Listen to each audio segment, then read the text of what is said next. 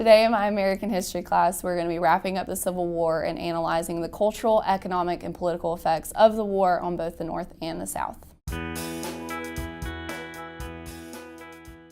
We are going to be looking at Lincoln's second inaugural address, talking about why his second election is so critical to the war effort, to continuing the war, making sure it's wrapped up, that the country is reunited. We're going to be lecturing on the final battles of the war, surrender of Robert E. Lee to Ulysses S. Grant at Appomattox Courthouse, and then talking about how the economies are impacted, how culture is impacted, and how politics as a whole are impacted because of the war. I feel like it is very important to American history and how our country is today. It played a vital role into the nation we are today, and what would have happened if it didn't play out the way it did. It's interesting to see and discuss in class what could have happened because of the way this war ended. It is now how it is today. I learned that the Civil War was actually incredibly complex, and it wasn't about what we all thought it was and what we've been told for multiple years, and I learned how just shocking and traumatic it really was.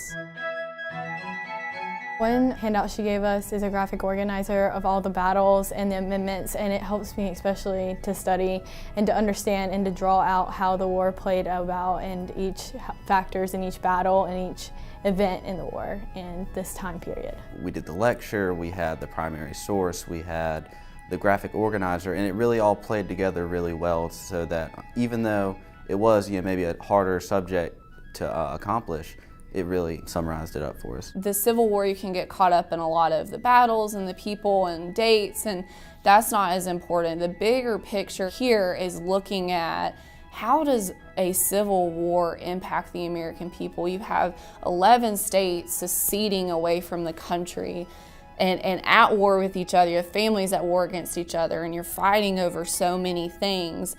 And how does that affect culture? How does that affect the economies? The South is going to be destroyed. The North's economy is booming. So how do you move past that and all of these reasons why you went to war?